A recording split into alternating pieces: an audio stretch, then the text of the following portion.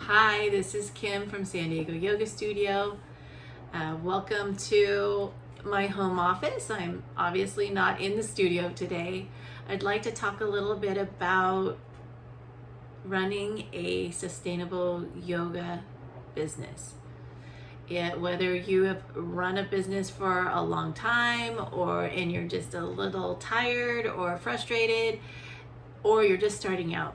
I hope that some tips that I have might help you, one, feel a little bit better about what you're doing, and two, give you some inspiration.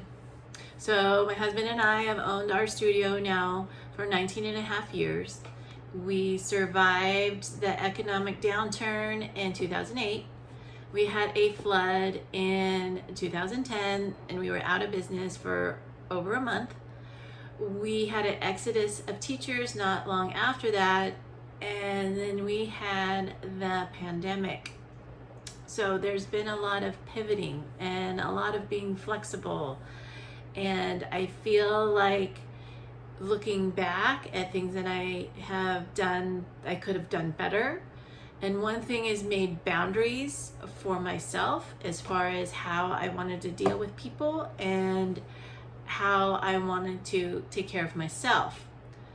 The first thing with the people is you can listen to people, but at the end of the day, it's your decision.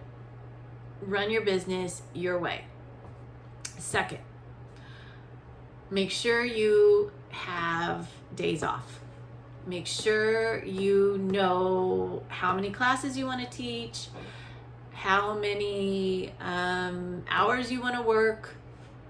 And as if you don't, you'll be working 24 hours and teaching. If you are a teacher in your studio, it gets to be a lot. It gets to be overwhelming. And that is a mistake that I have made in my career, is that I didn't set boundaries early and I listened to too many people, and we survived, but I really wish I would have thought about it differently. So that's my tip. Boundaries are 100% important. They will protect you. They will protect other people. I don't know, when I feel overwhelmed and undone, I get a little grouchy. So there is that.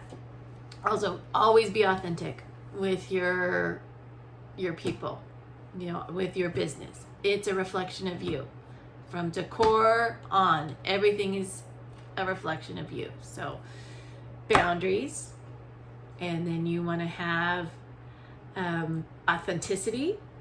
And then the next thing I would say is there's a lot of different ways to make money in the yoga business. There's retreats, there's workshops, there's merchandise, there's teacher training, and you have to decide which one suits your personality the best. And don't be afraid to do things that are totally different than any place else, because everyone's different and not everyone's the same, and everybody's looking for what's going to suit them. So when people are looking for a studio, they might really like that you don't have teacher training, or they really might like that you don't have retreats. They just might really enjoy coming to class and being around people that they like, a nice community of like-minded people. There is merchandise. Merchandise is great if you know how to sell it and do that. Great. If it's not for you, you don't have to do that. You don't have to fill your studio with mala beads and blocks and belts and blankets and whatever you need for yoga. You can do limited edition. You can do a special at Christmas. There's so many different ways you can sell merchandise. You can do it online if that is something that you're into. But if you're not, and you don't want to learn, or it's not your passion, I would say don't do it. You don't have to. You will still make money. You will still survive in your business without being like everyone else. It's almost better not to be like everyone else.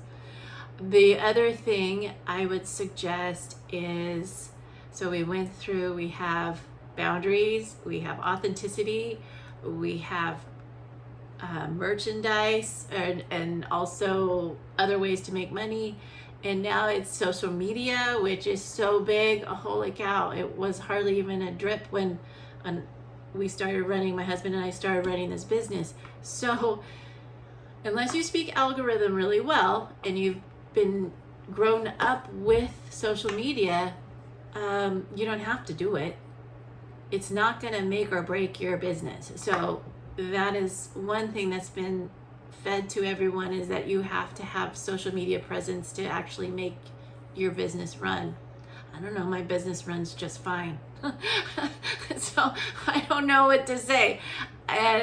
You can be yourself in your business. Remember, at the end of the day, when it's all said and done, it's your business. You're going to pay the taxes, you're going to pay your teachers, you're going to pay for gas and electric, trash, water, you're going to make sure everyone is safe in your business, no matter what kind of business it is. But be authentic, be yourself, choose how you want to run the business, and what makes you stand out away from everyone else.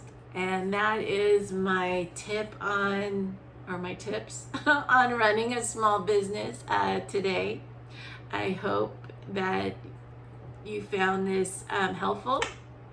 And if you did, please like the like button and subscribe. And thank you so much for watching, and hope to see you soon. Take care.